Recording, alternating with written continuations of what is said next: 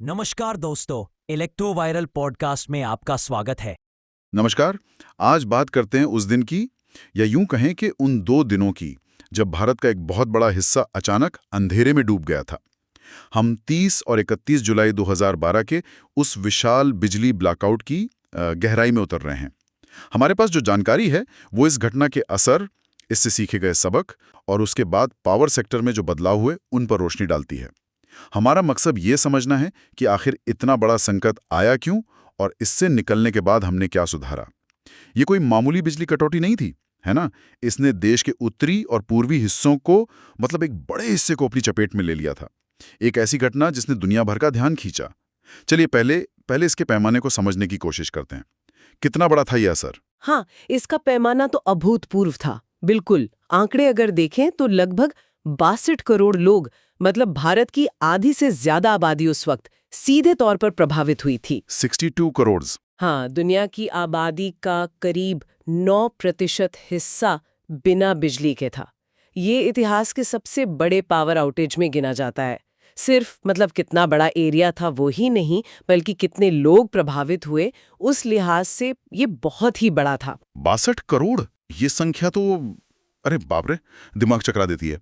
रोजमर्रा की जिंदगी पर क्या असर पड़ा होगा?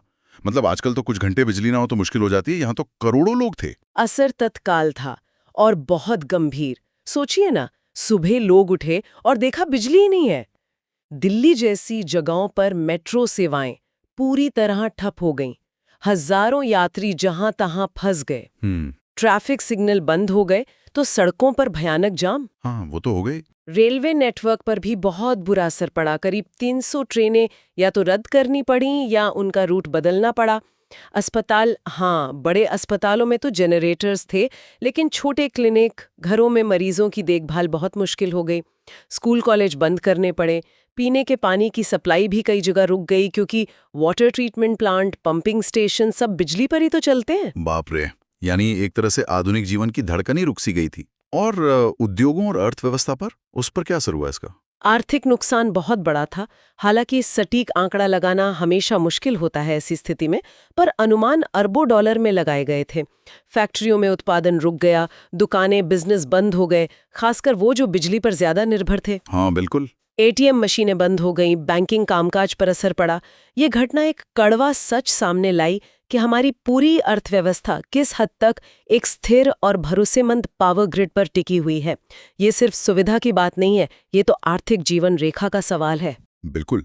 जब बुनियाद ही हिल जाए तो पूरी इमारत का डगमगाना तो लाजमी है। खैर, इतनी बड़ी आपदा के बाद जरूर कुछ गहरे सबक मिले होंगे। चलिए अब उन पे बात करते हैं। सबसे महत्वपूर्ण सीख क्या थी इस घटना से? पहली चीज क्या सामने आई? हाँ, सबसे पहली और शायद सबसे बड़ी सीख ग्रिड के अनुशासन और राज्यों के बीच समन्वय को लेकर थी।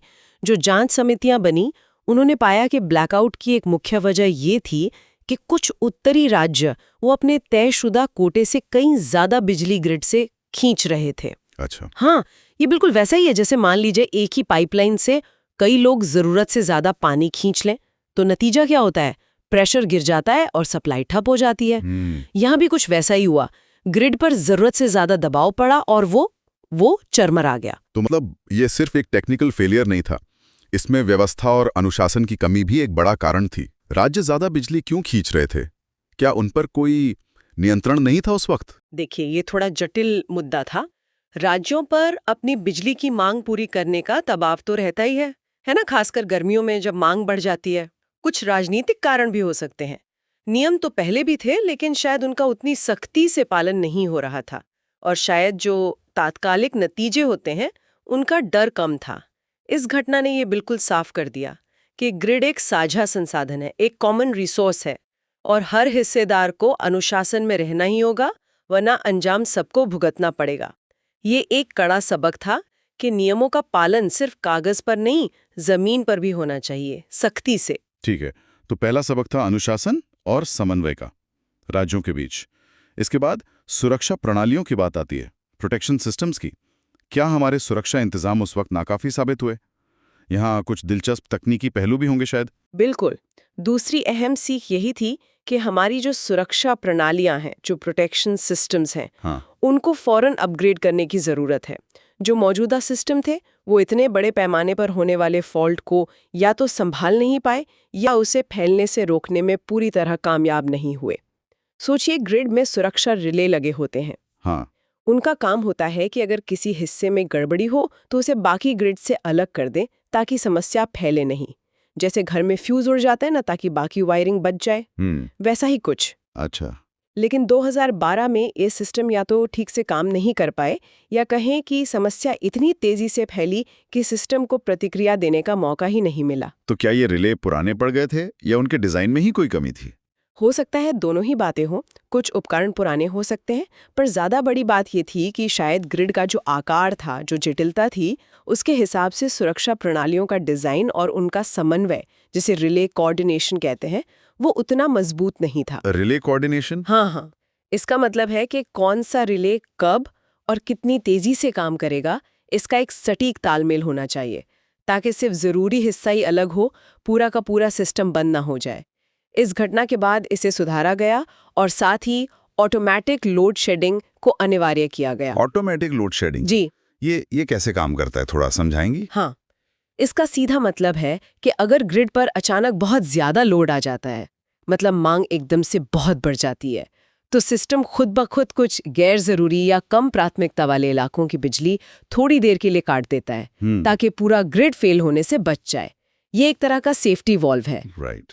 अच्छा, एक सेफ्टी मैकेनिज्म। बिल्कुल। पहले भी ये व्यवस्था थी, लेकिन शायद उतनी प्रभावी या व्यापक नहीं थी। ब्लैकआउट के बाद इसे ज्यादा तेजी से और ज्यादा स्वचालित तरीके से लागू करने पर जोर दिया गया। अहम बात ये थी कि ये एहसास हुआ कि मानवीय हस्तक्षेप हमेशा उतना तेज नहीं हो सकता, खासकर जब संकट सेकंडों में फैलता है। इसलिए ऑटोमेशन बहुत जरूरी था। यानी अनुशासन के बाद तकनीक और ऑटोमेशन पर जोर। सही। तीसरी मुख्य सीख क्या निकल कर आई? तीसरी बड़ी सीख थी बेहतर संचार और निगरानी की जरूरत, कम्युनिकेशन और मॉनिटरिंग। ब्लैकआउट के दौरान और उससे ठीक पहले भी जो ग्रिड ऑपरेटर्स थे, उनके पास पूरी तस्वीर साफ नहीं थी। उन्हें रियल टाइम में ये ठीक से पता नहीं चल पा रहा था कि ग्रिड के किस हिस्से में कितना लोड है, कहाँ तनाव बढ़ रहा है, कहाँ फॉल्ट होने का खतरा है। जानकारी या तो देर से मिल रही थी या अधूरी थी। तो एक तरह से वो अंधेरे में तीर चला रहे थे, बिना पूरी जानकारी के। हाँ, काफी हद तक यही स्थिति थी और यहीं पर स्काडा सिस्टम के महत्व को और गहराई से समझा गया। स्काडा पता चलता रहता है बिल्कुल रियल टाइम में। इस घटना ने दिखाया कि जो मौजूदा स्काडा सिस्टम थे वो शायद पर्याप्त नहीं थे। उन्हें अपग्रेड करने और उनका दायरा बढ़ाने की जरूरत है, ताकि ज्यादा सटीक और तात्कालिक, मतलब तुरंत जानकारी मिल सके। क्योंकि अच्छी जानकारी के बिना आप सही समय पर सही फैसला नहीं ले सकते। हाँ, ये तो है। तो ये तीन मुख्य सबक रहे: ग्रिड अनुशासन, उन्नत सुरक्षा तकनीक और ऑटोमेशन, और बेहतर रियल टाइम निगरानी। अब सवाल ये उठता है कि इन सबकों के आधार पर जमीनी स्तर पर क्या ठोस बदलाव किए गए? क्या सिर्फ बातें हुई या वाकई कुछ बदला भी? कामी परिणाम भी हुए। सबसे पहला और महत्वपूर्ण कदम था राष्ट्रीय grid code, national grid code. उसमें संशोधन किया गया, उसे और सख्त बनाया गया। राज्यों द्वारा तय कोटे से ज्यादा बिजली खींचने पर, जिसे ओवरड्रॉइंग कहते हैं, उस पर कड़े जुर्माने का प्रावधान किया गया। अच्छा, पेनल्टीज लगाई गई। हाँ, और नियमों को लागू करवाने के लिए मॉनिटरिंग भी बढ़ाई गई। लक्ष्य ये था कि अनुशासनहीनता को महंगा बना दिया जाए, ताकि राज्य ऐसा करने से बचें। समझ गया। यानी नियमों को दांत दिए गए, उन्हें प्रभावी बनाया गया। और तकनीक के मोर्चे पर क्या हुआ? स्काडा और स्मार्ट ग्रिड की बात हुई थी। हाँ, तकनीक के मोर्चे पर भी बहुत निवेश हुआ। स्काडा सिस्टम को देश भर में अपग्रेड किया गया, जिससे जो कंट्रोल रूम्स हैं उन्हें अब ज्यादा बेहतर और रियल टाइम डेटा मिलता है। ग्रिड की स्थिति ज्यादा स्पष्ट रहती है। इसके अलावा स्मार्ट ग्रिड तकनीकों को अपनाने की दिशा में भी काम तेज हुआ। Smart grid? हाँ, स्मार्ट ग्रिड सिर्फ बिजली पहुंचाने का नेटवर्क नहीं है, बल्कि ये एक इंटेलिजेंट नेटवर्क है जिसमें सूचना प्रौद्योगिकी IT का इस्तेमाल होता है। ये दो तरफा संवाद कर सकता है। मतलब ग्रिड ऑपरेटरों को पता चलता है कि कहाँ कितनी बिजली की जरूरत है या सप्लाई में कहाँ दिक्कत है, और भविष्य में तो ये उपभोक्ताओं के उपकरणों से भी सीधे संवाद कर सकेगा। ये स्मार्ट ग्रिड सुनने में तो काफी भविष्य की तकनीक लगती है। क्या इसे लागू करना आसान था? इसमें क्या चुनौतियां रही होंगी? नहीं, आसान तो बिल्कुल नहीं था। स्मार्ट ग्रिड में बहुत ज्यादा निवेश की जरूरत होती है। नए स्मार्ट मीटर चाहिए, सेंसर्स, कम्युनिकेशन नेटवर्क, फिर उस सारे डेटा को एनालाइज करने के लिए सॉफ्टवेयर। पुरानी ग्रिड को धीरे धीरे अपग्रेड करना अपने आप में एक बड़ी चुनौती है। और फिर डेटा सुरक्षा, साइबर सिक्योरिटी, वो भी एक बड़ा मुद्दा है, क्योंकि जितना ज्यादा ग्रिड डिजिटल और कनेक्टेड होगा उतना ही उस पर साइबर हमलों का खतरा भी बढ़ेगा। सही बात है। तो हाँ, ये एक सतत प्रक्रिया है, ये चलता रहेगा। लेकिन 2012 की घटना ने इसकी जरूरत को बहुत स्पष्ट रूप से रेखांकित किया। इनके अलावा जो आपातकालीन प्रतिक्रिया योजनाएं होती हैं, इमरजेंसी रिस्पॉन्स प्लान्स, और आकस्मिक योजनाएं, कंटिंजेंसी प्लान्स, उनको भी सुधारा गया। मतलब अगर भविष्य में फिर कभी ऐसी स्थिति बनती है, भगवान ना करे, पर अगर बनती है तो उससे कैसे निपटना है, बिजली बहाली कैसे तेजी से करनी है, विभिन्न सरकारी एजेंसियों के बीच समन्वय कैसे बेहतर हो, इन सब पर विस्तृत योजनाएं बनाई गई और उनकी मॉक ड्रिल भी की गई ताकि सब तैयार रहें। तो कुल मिला के ये कहना गलत नहीं होगा कि 2012 का ब्लैकआउट भले ही एक बड़ा संकट था, बहुत बड़ी परेशानी थी, लेकिन इसने भारत के पावर सेक्टर के लिए एक तरह से वेकअप कॉल का काम किया। बिल्कुल। इसने उन सुधारों को गति दी जिनकी शायद पहले से जरूरत महसूस की जा रही थी, लेकिन उतनी गंभीरता से लागू नहीं हो पा रहे थे। हाँ, बिल्कुल। इसे एक उत्प्रेरक, एक कैटलिस्ट कहा जा सकता है। इसने ग्रिड की स्थिरता और विश्वसनीयता के महत्व को राष्ट्रीय एजेंडे में सबसे ऊपर ला दिया। इलेक्ट्रिकल इंजीनियरिंग के जो मानक हैं, संचालन प्रक्रियाएं हैं, नियामक ढांचा है, सभी में महत्वपूर्ण सुधार हुए इसके बाद। लेकिन ये सब जानना आज हमारे लिए क्यों जरूरी है? 2012 की बात तो अब काफी पुरानी हो गई है ना? नहीं, ये आज भी उतना ही प्रासंगिक है, शायद उससे भी ज्यादा, क्योंकि हमारी बिजली पर निर्भरता कम तो हुई नहीं है, बल्कि लगातार बढ़ती ही जा रही है। हाँ, ये तो है। डिजिटल इंडिया की बात करें, इलेक्ट्रिक वाहन आ रहे हैं, एयर कंडीशनिंग का इस्तेमाल बढ़ रहा है। इन सब के लिए हमें पहले से कई ज्यादा भरोसेमंद बिजली चाहिए। एक स्थिर पावर ग्रिड हमारी अर्थव्यवस्था की, हमारी सुरक्षा की, हमारे रोजमर्रा के जीवन की रीढ़ है। 2012 से सीखे सबक और उसके बाद किए गए सुधार हमें ये भरोसा दिलाते हैं कि हमारा ग्रिड अब पहले से ज्यादा मजबूत है। लेकिन ये हमें ये भी याद दिलाते हैं कि हमें लगातार सतर्क रहने और सुधार करते रहने की जरूरत है। ये एक तरह से ऊर्जा सुरक्षा, एनर्जी सिक्योरिटी का एक बहुत अहम पहलू है। तो संक्षेप में देखें तो 2012 का ब्लैकआउट एक विशाल घटना थी जिसने 62 करोड़ लोगों को प्रभावित किया और अर्थव्यवस्था को भारी नुकसान पहुंचाया। लेकिन इसने हमें 3 जरूरी सबक सिखाए। पहला, ग्रिड में अनुशासन और राज्यों के बीच समन्वय सबसे जरूरी है। दूसरा, हमें लगातार अपनी सुरक्षा प्रणालियों को अपग्रेड करते रहना होगा, जिसमें ऑटोमेटिक लोड शेडिंग और बेहतर रिले कोऑर्डिनेशन शामिल हैं। और तीसरा, रियल टाइम डेटा और निगरानी के लिए स्काडा जैसी तकनीकों का महत्व बहुत ज्यादा है। बिल्कुल।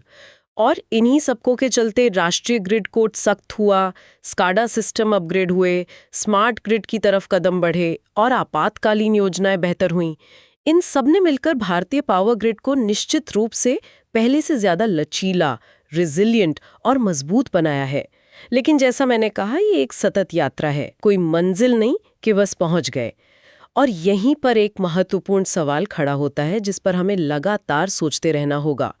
जैसे जैसे भारत की ऊर्जा की भूख बढ़ रही है और हम तेजी से सौर और पवन ऊर्जा जैसे नवीकरणीय स्रोतों को, रिन्यूएबल एनर्जी सोर्सेस को ग्रिड में जोड़ रहे हैं, जो अपनी प्रकृति में थोड़े अस्थिर होते हैं। मतलब उनकी उपलब्धता मौसम पर निर्भर करती है। हाँ, सूरज होगा तो बिजली बनेगी, हवा चलेगी तो बनेगी। बिल्कुल। तो ऐसी स्थिति में भविष्य में ग्रिड की स्थिरता और लचीलेपन को बनाए रखने के लिए हमें किस स्तर की निरंतर निगरानी, तकनीकी अनुकूलन, एडप्टेशन और निवेश की जरूरत होगी?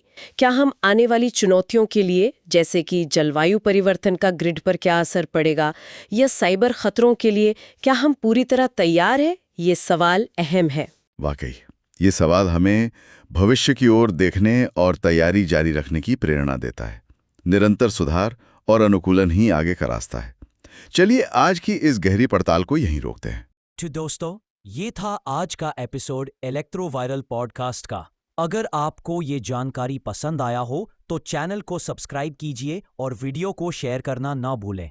जुड़ते रहिए इलेक्ट्रो वायरल के साथ, क्योंकि यही मिलेगी आपको इलेक्ट्रिसिटी से जुड़ी सही और यूजफुल नॉलेज। फिर मिलते हैं अगले एपिसोड में, तब तक के लिए नमस्कार।